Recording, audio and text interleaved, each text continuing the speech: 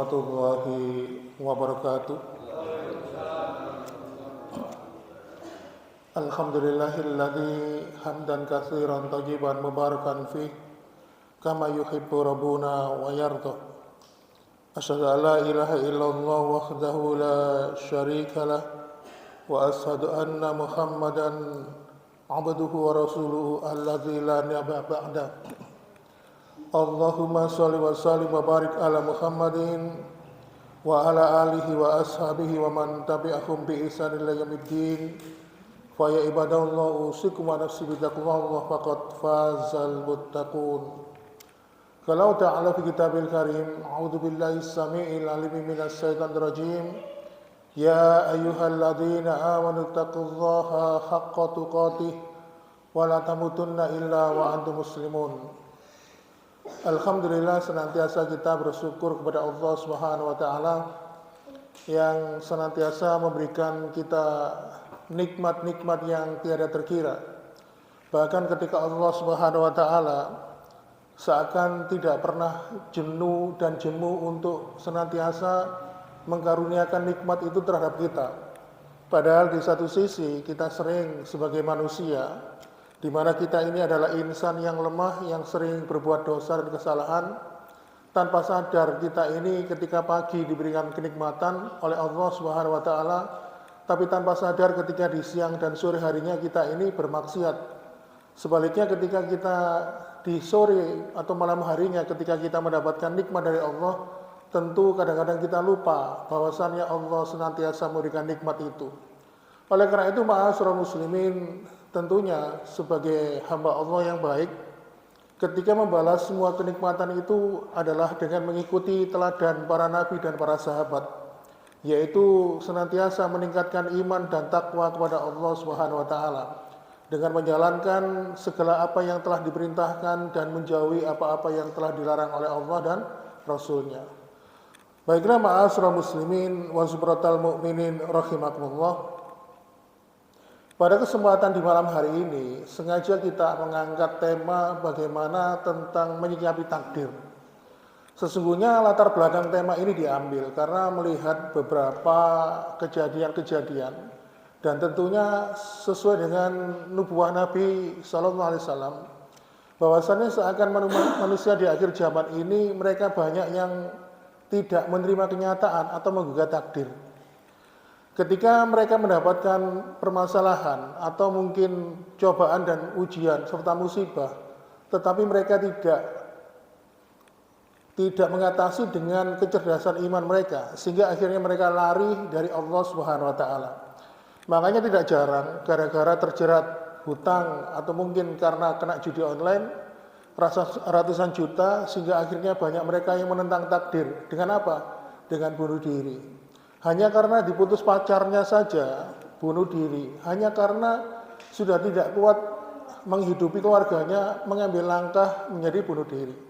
Nah, bunuh diri ini adalah contoh bahwa seseorang itu tidak pernah menggantungkan harapannya kepada Allah Subhanahu wa taala. Dan orang-orang bunuh diri ini mengambil keputusan untuk bunuh diri ini karena memang mengalami suatu keputusasaan dan mengalami hal yang akhirnya menyebabkan dia frustrasi hingga akhirnya jatuh dalam keadaan depresi. Oleh karena itu, ma'asyiral muslimin, oleh karena itu penting kiranya kita memahami hal ini. Apalagi kalau kita membahas rukun iman yang keenam. Jadi rukun iman yang keenam itu berarti rukun iman yang paling atas, paling tinggi, yaitu beriman kepada qada dan qadarnya Allah. Berkaitan dengan qada dan qadarnya Allah ini, dalam sebuah riwayat, di mana riwayat ini diriwayatkan oleh Imam Bukhari dan Muslim, diceritakan ketika baginda Rasulullah Sallallahu Alaihi Wasallam baru saja menguburkan jenazah di areal pemakaman. Ketika beliau selesai, lalu beliau pun berdiri di hadapan para sahabatnya. Lalu Rasulullah Sallallahu Alaihi Wasallam pun bersabda, "Ma minkum min ahadin illa waqad kutiba maq'aduhu finnar au kutiba maq'aduhu fil jannah." Kata Rasulullah, tidak ada di antara kalian kecuali yang telah ditetapkan tempat duduknya di neraka atau di surga. Jadi waktu itu Rasulullah sallallahu alaihi wasallam setelah melakukan proses pemakaman, proses penguburan jenazah di areal pemakaman, beliau langsung menyampaikan kalimatnya kepada para sahabat bahwasannya Allah ya, tidak menyiapkan di antara kalian, kata Rasulullah, kecuali tempatnya tinggalnya di neraka atau di surga. Nah, ketika mendengar perkataan Rasulullah ini, salah seorang di antara mereka yang hadir pun bertanya, "Ya Rasulullah, afala naktakil ala kitabina wa nada'ul amal?" Wahai Rasulullah, kalau misalnya tempat kita ini sudah ditetapkan seperti itu, ya, sudah ditetapkan di surga atau neraka, apakah kita itu harus pasrah saja dengan takdir kita? Wa nada'ul amal, dan apakah kita sudah cukup tidak melakukan amal kebaikan, amal soleh? Maka Rasulullah sallallahu alaihi wasallam pun menjawab, "I'malu, beramallah kalian, berbuatlah kebaikan, berusahalah kalian," kata Rasulullah. Kemudian beliau melanjutkan, "Fa innakum muyassaron ila ma khuliqalahu." Karena sesungguhnya kalian akan dimudahkan kepada apa yang menjadi tujuan kalian. Jadi kalau kita ini ya punya tujuan ketika beramal, berusaha itu untuk menggapai surga, menggapai kebahagiaan akhirat berupa surga, maka Allah akan menggiring kita menuju ke sana. Tetapi sebaliknya, kalau kita ini tidak punya usaha, atau misalnya bersenang-senang dalam kehidupan dunia, tenggelam dalam perbuatan dosa dan kemaksiatan, maka Allah juga akan menggiring pada neraka.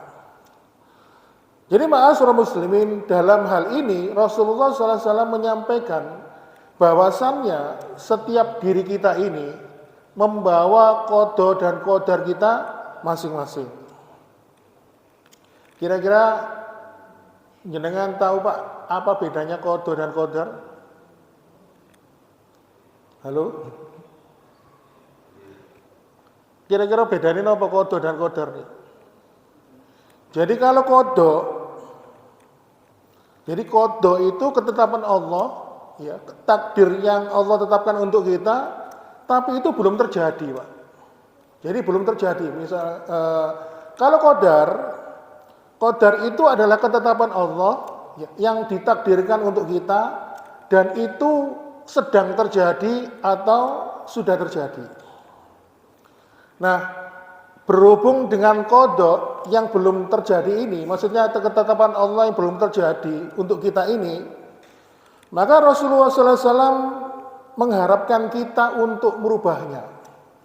Jadi Rasulullah itu memberikan kita tuntunan agar berusaha memohon kepada Allah diberikan takdir ketetapannya yang baik. Oleh karena itu ma'asyiral muslimin, salah satu cara mengubah qada atau takdir ketetapan Allah yang ditetapkan untuk kita dan ketetapan itu belum terjadi, salah satu caranya adalah dengan doa. Maka Rasulullah sallallahu alaihi wasallam pun mengajarkan kepada kita sebuah doa, Allahumma inna a'udzubika min juhdil bala. Ya Allah, kami berlindung kepadamu dari sengsaranya ujian. Wa darkis saqa, dan kami berlindung kepadamu dari gelapnya kesengsaraan. Wa min su'il qada, dan kami berlindung kepadamu ya Allah dari buruknya takdir. Wa min samatatil a'dha, dan kami berlindung kepadamu ya Allah dari rasa senangnya musuh-musuhku terhadap apa yang menimpa diriku. Maka terhadap qada ini, yaitu ketetapan takdir Allah untuk kita, dan itu belum terjadi, maka kita diperintahkan oleh Rasulullah sallallahu alaihi wasallam untuk mengubahnya. Karena apa? Rasulullah sallallahu alaihi wasallam dalam riwayat yang lain menyampaikan, la yarudul qada ilal doa. Tidak ada yang bisa merubah takdir ketetapan Allah yang belum terjadi, yaitu qada, kecuali dengan doa. Makanya kenapa doa itu mempunyai beberapa julukan.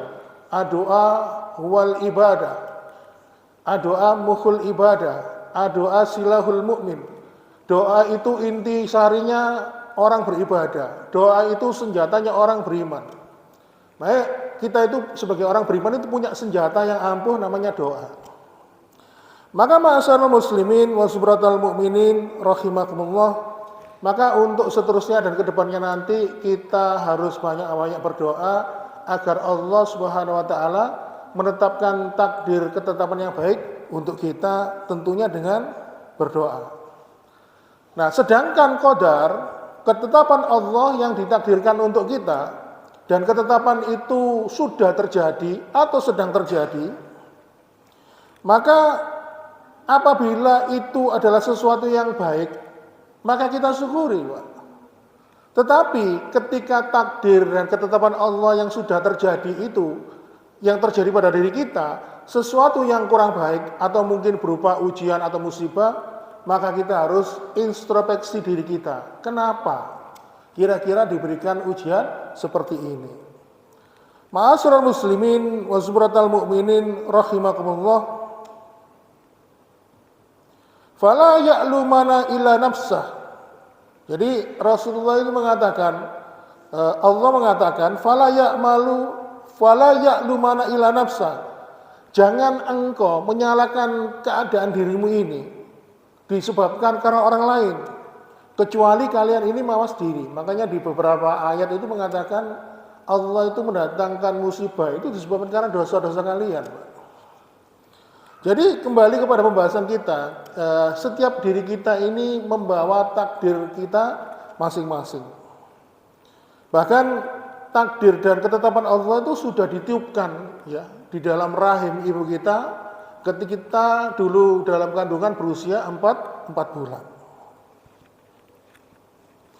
Jadi di dalam usia kandungan yang ke-4 bulan itu sudah ditiupkan, sudah ditetapkan 4 perkara. Dalam sebuah riwayat hadis Bukhari dan Muslim disebutkan apa 4 perkara itu? Bikat bi rizki, rizki telah ditetapkan. Wa bikat bi ajalihi, ajal telah ditetapkan. Wa bikat bihi amalihi, amal telah ditetapkan. Kira-kira dia nanti beramal baik atau beramal buruk. Wa bikat bi saqihi wa syaibihi, dan Allah telah menetapkan kita nanti bahagia atau sengsara. Berkaitan dengan hal ini, berkaitan dengan 4 hal ini yang sudah ditetapkan oleh Allah ini, kita ini disuruh oleh Rasulullah untuk berusaha berdoa untuk merubah keputusan itu menjadi keputusan baik. Misalnya, ya Allah, jika kau tetapkan rizkiku sedikit, maka jadikanlah rizkiku itu banyak dan penuh dengan keberkahan. Yang kedua, ya Allah, jika kau jadikan ajalku su'ul khotimah, maka jadikanlah husnul khotimah. Yang ketiga, ya Allah, jika kau tetapkan amalku banyak keburukannya, maka gantilah amal-amalku dengan amal kebaikan sampai akhir hidupku. Yang keempat, ya Allah, jika kau tetapkan aku menjadi orang yang sakawah, yaitu orang-orang yang hidupnya sengsara, maka gantilah takdir itu menjadi orang-orang yang bahagia dalam kehidupan dunia dan akhirat. Maka setiap diri kita ini telah membawa takdir dari Allah Subhanahu wa taala untuk diri kita masing-masing. Tetapi sekali lagi kita tidak boleh berpangku tangan. Rasulullah SAW mengatakan, ikmalu, beramallah, berusahalah kalian merubah takdir itu. Fa innakum muyassarun ila ma khuliqalahu, karena sesungguhnya kalian akan dimudahkan oleh Allah apa yang menjadi tujuan kalian. Makanya bila seseorang yang tadinya ditetapkan menjadi orang-orang yang shaqawah, yang hidupnya susah di dunia ini, tetapi ketika dia berusaha sekuat tenaga merubah status hidupnya, tentu tidak kecil kemungkinannya dia menjadi orang-orang yang bahagia.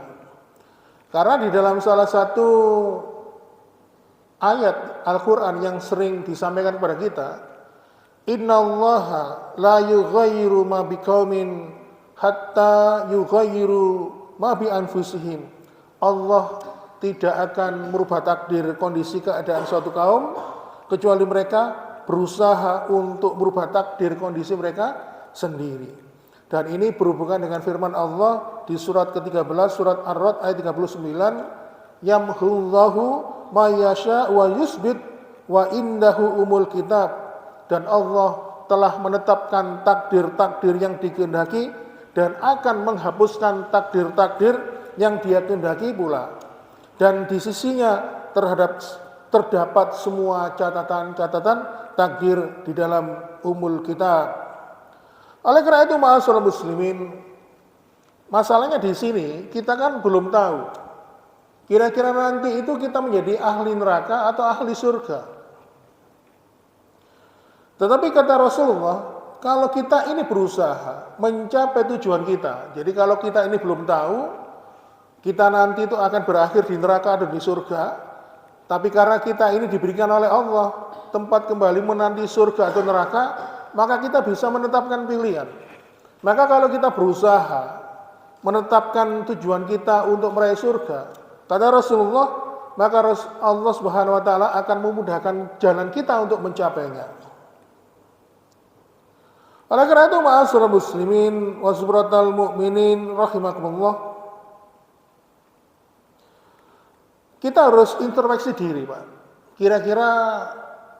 Kira-kira nanti Allah itu mengarahkan diri kita kemana? Apakah hidup kita ini selama ini banyak taatnya atau banyak dosa dan maksiatnya? Atau jangan-jangan tanpa kita sadari Allah itu menjerumuskan kita, mengarahkan hidup kita dalam neraka, Pak. Ya, kadang-kadang karena apa? Memang Allah itu mempunyai hak prerogatif memberikan hidayah kepada orang-orang yang dikehendakinya. Bahkan Rasulullah SAW pun pernah menyampaikan, ya, ini tentu disampaikan pada Rasulullah. Waktu itu ada 5 atau 7 orang sahabat berkumpul. Ya. Saya lupa berapa jumlahnya, saya baca sekilas hadis ini. Rasulullah menyampaikan di antara kalian nanti ada yang mati dalam keadaan murtad. Padahal itu level sahabat. Nah, di antara ke-5 atau ke-7 orang itu di dalamnya ada Umar bin Khattab. Nah, tentunya Umar bin Khattab ini sangat takut sekali, jangan-jangan nanti Umar ini. Lalu kemudian dari katakanlah 5 orang ya. Ya, kita katakanlah 5 orang yang ditetapkan salah satunya adalah penduduk neraka karena mati dalam keadaan murtad. Ternyata dalam sebuah peperangan 1 orang meninggal, tinggal 4. Umar tambah deg-degan. Katanya Rasulullah, di antara mereka 5 orang ini ada yang mati ke dalam murtad.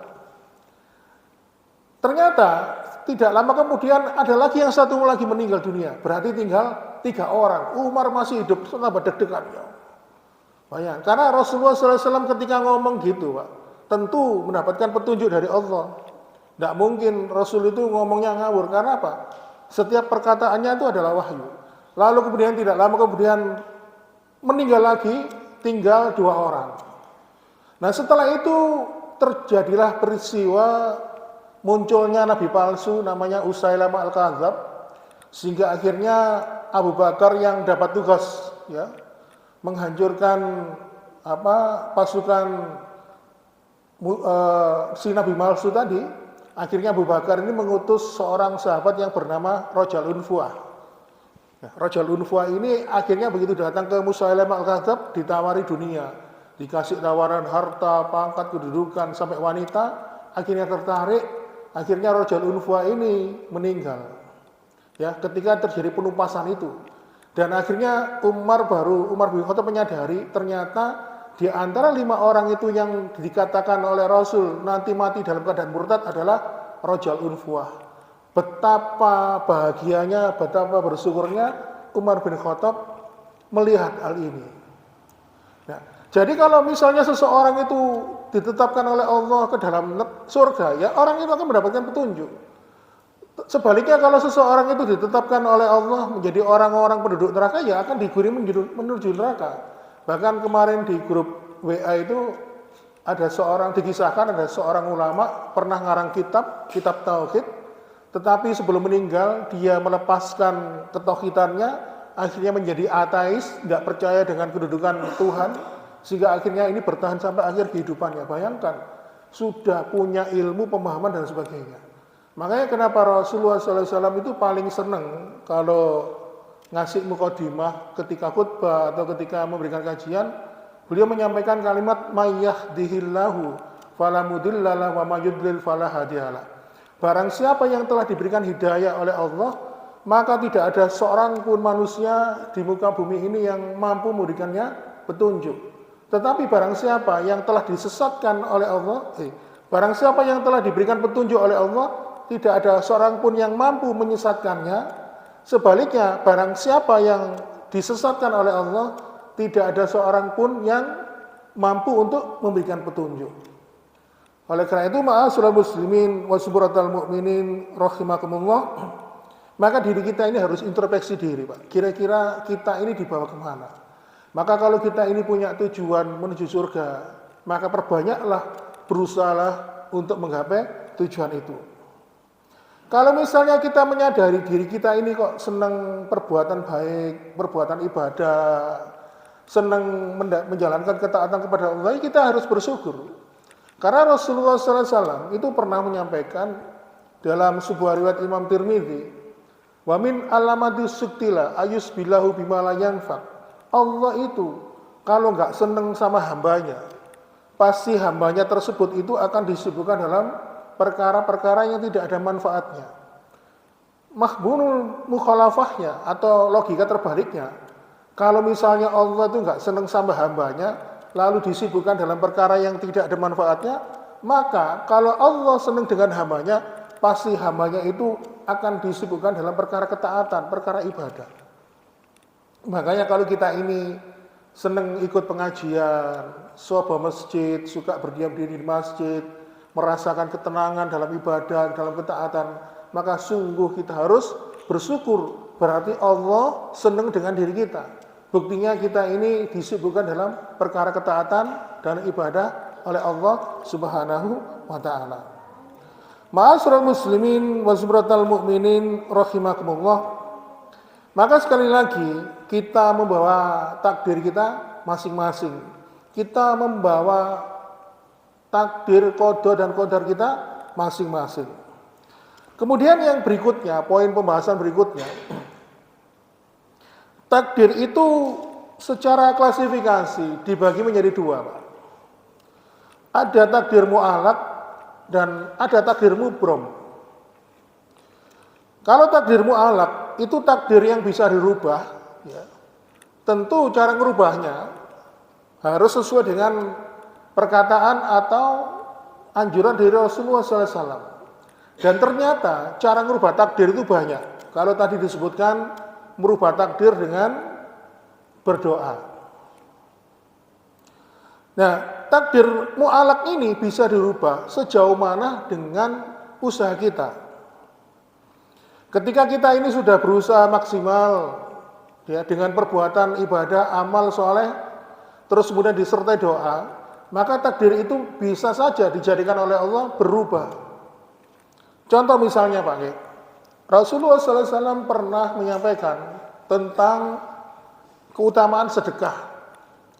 Jadi barang siapa yang ingin sembuh dari penyakit, kata Rasulullah, maka perbanyaklah sedekah. Nah ini diamalkan, dikisahkan di kota Riyadh, salah satu kota besar di negara Arab Saudi. Ada seorang wanita kaya raya memperkerjakan seorang tenaga kerja wanita dari Indonesia. Kebetulan sang majikan wanita ini menderita kanker payudara, sudah stadium 4, dan profesornya nangani mengatakan sudah metastase, sudah menyebar. Jadi sel kankernya ini sudah menyebar dan diprediksi, diperkirakan, diramal usianya kurang 6 bulan lagi. Tentunya ketika menghadapi kenyataan seperti ini, beliau seperti seakan tidak punya semangat hidup. Nah kebetulan beliau ini memperkerjakan seorang tenaga kerja wanita dari Indonesia. Nah ketika menerima karyawan pegawai dari Indonesia ini, dia itu mengamati pembantunya ini kok bolak-balik ke kamar mandi, itu kenapa sih? Bolak-balik ke kamar mandi, dan kalau ke kamar mandi itu mesti lama, Pak. Lalu akhirnya karena penasaran, dipanggillah TKW ini, ART-nya ini, ditanya, loh kenapa kamu kok sering ke kamar mandi? Dan sekali ke kamar mandi itu kenapa kok mesti lama? Dan ini sering, ternyata menggugah rasa ingin tahunya.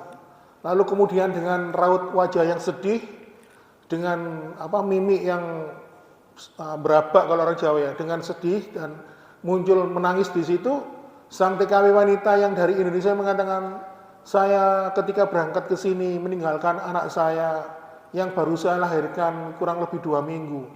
Jadi ketika bayi yang baru saya lahirkan usia 2 minggu, saya segera berangkat ke negara ini untuk bekerja. Nah, tentunya bagi orang yang melahirkan ketika bayi baru lahir itu masih gencar-gencarnya produksi ASI. Nah, ketika ASI itu sudah numpuk, itu sakit kalau tidak dikeluarkan. Makanya kenapa saya kok harus bolak-balik ke kamar mandi, supaya apa? Untuk memerah supaya ASI ini bisa keluar. Karena kalau orang Jawa bilang menteng-menteng ya, kalau tidak dikeluarkan menteng-menteng, Pak. Akhirnya betapa kagetnya sang majikan wanita itu ketika mendengar alasan dari TKW dari Indonesia ini. Akhirnya dibuatlah sebuah keputusan. Baiklah kalau begitu, kamu pulang saja ke negaramu, asuh anakmu sampai usia yang diperlukan. Untuk kontrak kerja kamu, selama 4 tahun bekerja untuk aku akan bayar lunas semuanya full selama 4 tahun. Lalu tidak itu juga, dia juga memberikan uang untuk bekal di perjalanan. Betapa bahagianya seorang TKW wanita ini ketika mendapatkan majikan yang begitu baik. Lalu setelah si TKW wanita ini pulang ke Indonesia, lambat laun tanpa disadari, kesehatan si majikan ini kok tambah lama tambah fit, tambah sehat. Sehingga akhirnya dia ketika ada jadwal kontrol ke rumah sakit, lalu menceritakan keluhannya. Lalu profesor dokter yang menangani, betapa kagetnya ketika melihat hasil seluruh pemeriksaan, hasilnya dia sembuh total, bebas dari sel kanker. Bahkan sel kanker yang tadi sudah menyebar ke seluruh tubuhnya bisa hilang.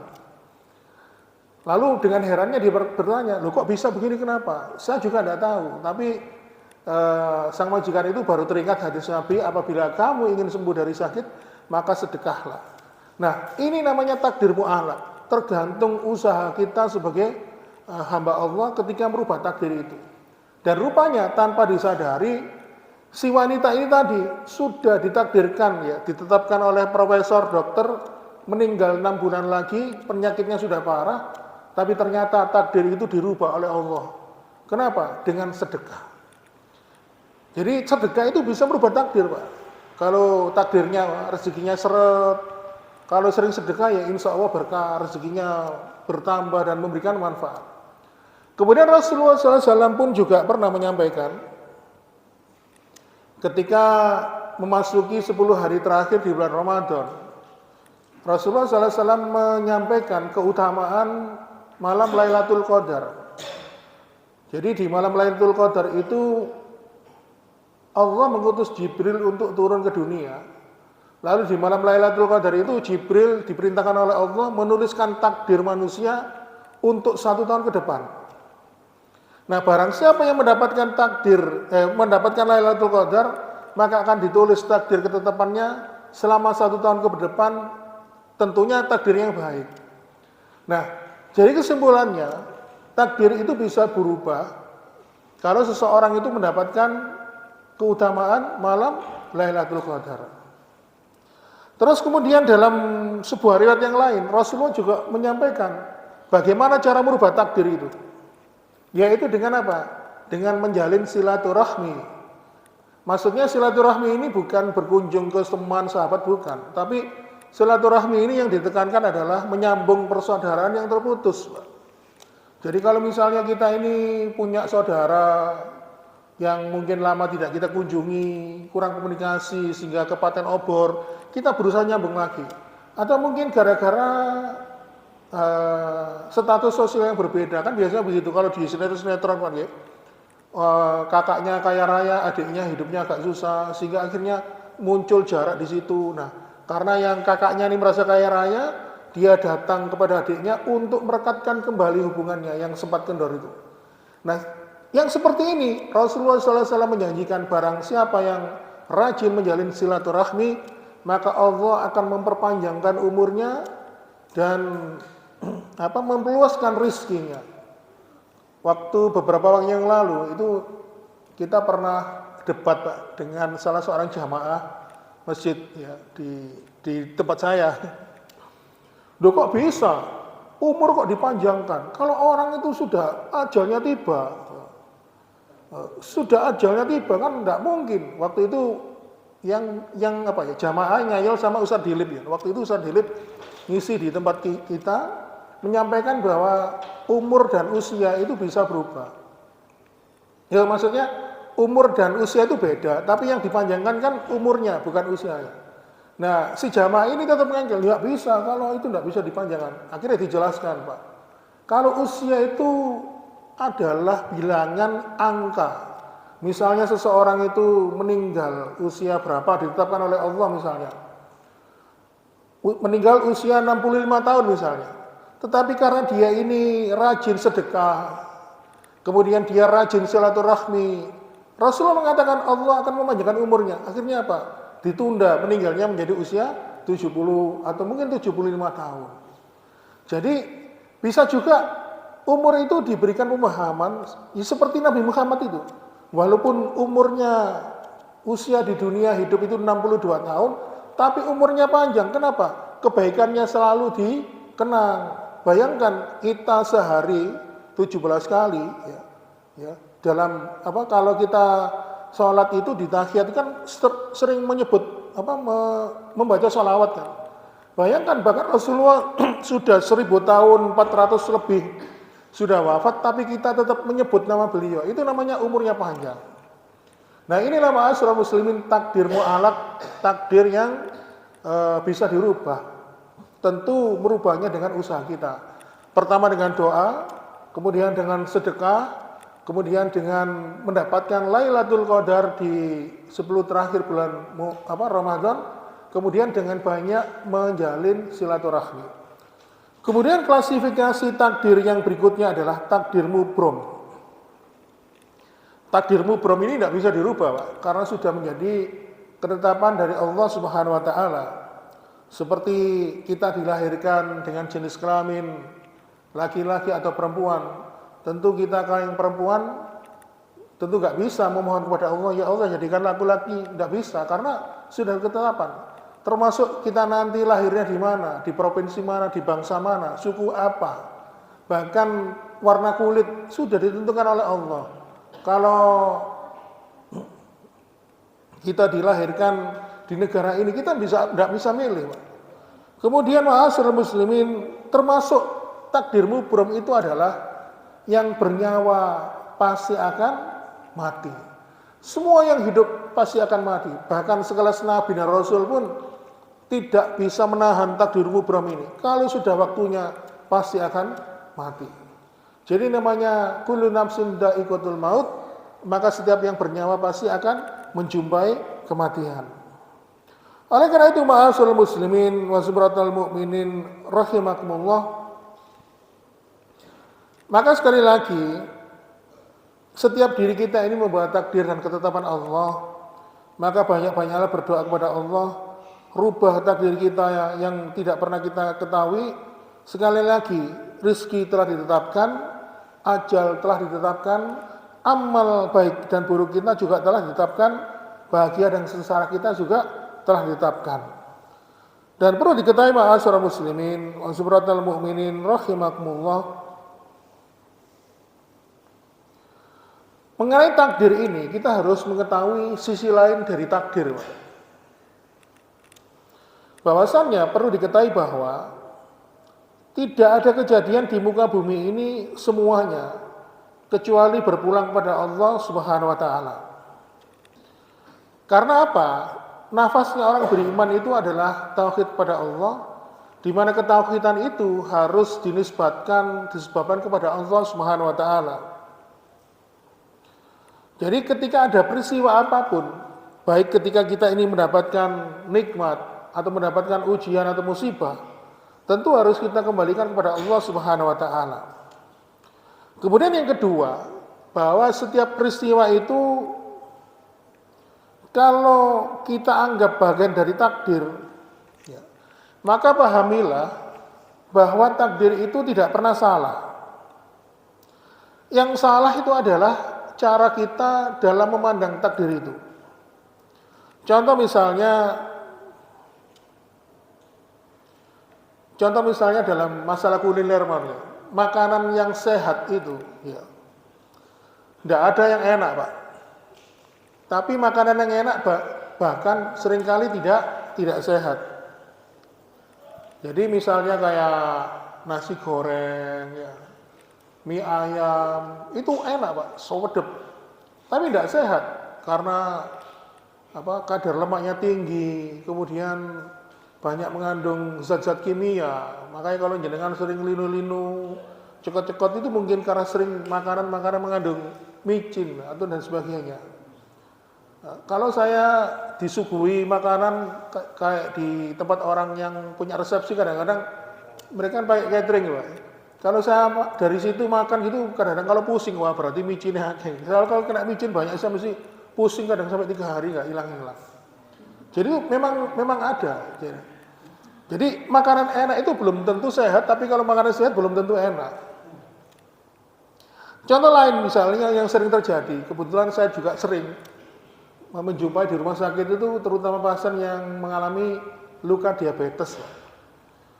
Kadang-kadang dokter ini memberikan keputusan untuk mengamputasi kaki pasien itu.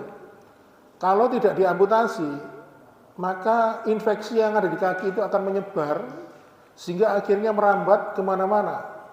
Makanya kenapa kalau orang kena luka kaki diabetes itu kan di ronsen kakinya, di rongga tulang itu kan ada namanya sumsum ya. Kalau gas gangrennya itu belum masuk tulang itu masih aman. Tapi kalau sudah ada muncul gas gangren muncul di tulang, wah ini bisa menyebar, makanya harus dipotong, diamputasi.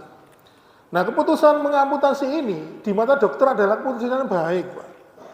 Tetapi kadang-kadang sebagai pasien memahami keputusan ini nggak baik loh, malah kenapa kok kakiku malah dipotong. Padahal untuk menyelamatkan hidupnya, menyelamatkan jiwanya, tindakan ini perlu. Dan inilah ketika Allah Subhanahu wa taala memberikan keputusan, kadang-kadang kita itu salah menilai. Jadi ketika Allah Subhanahu wa taala memberikan kita ujian kehidupan, kadang-kadang kita itu kalau kita ambil hikmahnya, pasti ada hikmahnya, Pak. Tapi kadang-kadang kita sebagai hamba Allah, kita ini enggak memahami hal itu. Oleh karena itu, ma'asyiral muslimin wa subratal mukminin rahimakumullah. Contoh lain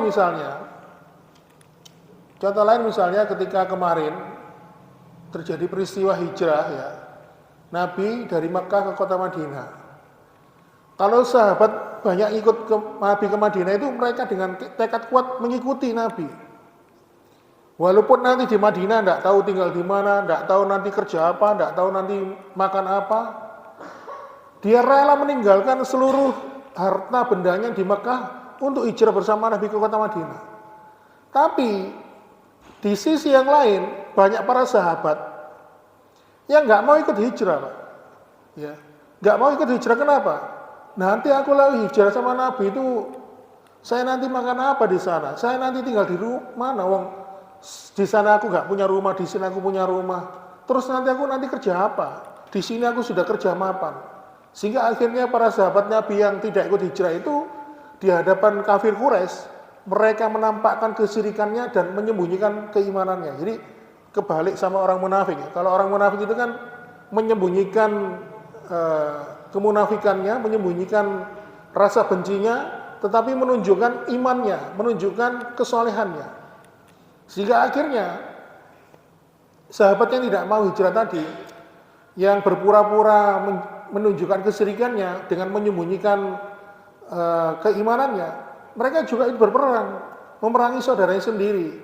Tapi akhirnya mereka semuanya terbunuh dalam peperangan itu. Jadi takdirnya Allah itu mengandung hikmah. Memang seakan berat Pak, meninggalkan kota tercinta Mekah. Bahkan Rasulullah SAW pun sampai sedih meninggalkan Mekah, tetapi karena diperintah Allah, maka harus dilaksanakan. Itu yang kedua Pak, bahwasannya setiap peristiwa itu kalau kita anggap bagian takdir, maka pahamilah bahwa takdir itu tidak pernah salah.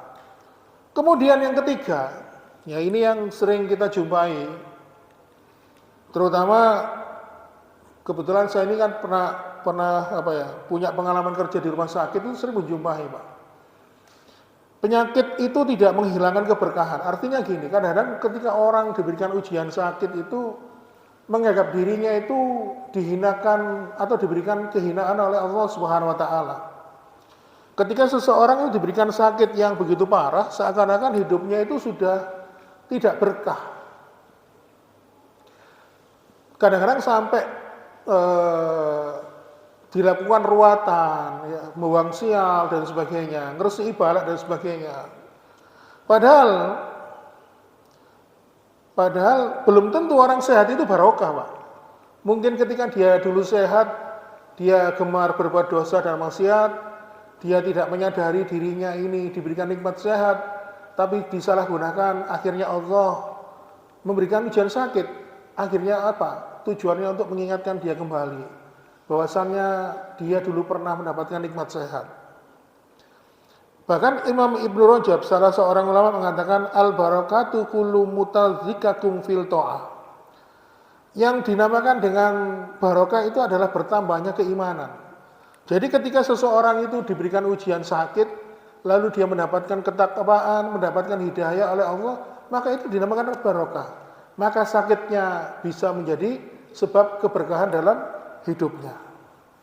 Jadi barokah itu tidak menurut pandangan manusia. Lihatlah kota suci Mekah dan Madinah. Kalau dibandingkan Indonesia, ya jauh Pak. Indonesia subur, tanahnya hijau, ditanam apa saja bisa tumbuh, bahkan tambangnya juga banyak. Di perut bumi pertambangan apa saja ada Pak. Minyak juga ada, kaya. Pemandangannya juga bagus, menghijau. Tetapi kota yang barokah itu adalah Mekah dan Madinah. Walaupun di sana kering kerontang, tandus, panasnya ekstrim. Bahkan orang sini kalau dibawa ke sana sudah sambatan panasnya. Tetapi Allah mengatakan dua kota itu barokah. Kenapa? Karena dua kota itu tempatnya orang-orang yang beriman dan bertakwa kepada Allah Subhanahu wa taala. Jadi sakit itu bukan azab, ya. Makanya saya lanjutkan sedikit sebagai contoh, misalnya ada seorang sahabat yang bernama Ubay bin Ka'ab. Ketika diberikan ujian oleh Allah, diberikan sakit panas atau demam, lalu kemudian Rasulullah SAW melanjutkan sabdanya, la tasubul humma fa inal humma yukafiru syai'at. Kamu jangan mencela sakit demam, sakit panasmu ini, karena demam itu mampu menggugurkan dosa. Setelah mendengar ini, bahwa panas itu, demam itu bisa menggugurkan dosa, maka Ubay bin Ka'ab pun banyak-banyak berdoa kepada Allah, ya Allah, sering-seringlah berilah aku sakit demam, agar dosaku ini dapat kau ampuni. Dan ternyata dibayar kontan Pak. Setelah habis maghrib ini sampai menjelang subuh, dia badannya ngereges Pak setiap hari Pak. Ada riwayatnya itu bahkan sampai akhir kehidupannya dari sahabat Ubay bin Ka'ab. Kira-kira jenengan purun dong. Jadi kepingin uripe barokah. Itulah ma'asyiral muslimin, jamaah sekalian, pembahasan kita pada malam hari ini tentunya sebenarnya masih banyak catatan saya yang belum tersampaikan, tetapi karena durasi waktu yang membatasi kita, sehingga akhirnya kita harus mengakhiri perjumpaan kita pada malam hari ini. Mudah-mudahan dengan pembahasan kita ini berikan wawasan baru, semangat baru, bahwasannya kita ini harus senantiasa berusaha menggapai tujuan kita dalam kehidupan kita nanti di akhirat, yaitu menggapai kehidupan surga. Dan tentunya kita juga berdoa. Jadi kalau kita ini merasa diberikan takdir ketetapan yang buruk, maka kita harus berdoa kepada Allah agar takdir ketetapan yang buruk itu dapat dirubah oleh Allah Subhanahu wa taala. Aqulu qouli hadza wa astaghfiru li wa lakum. Assalamualaikum warahmatullahi wabarakatuh.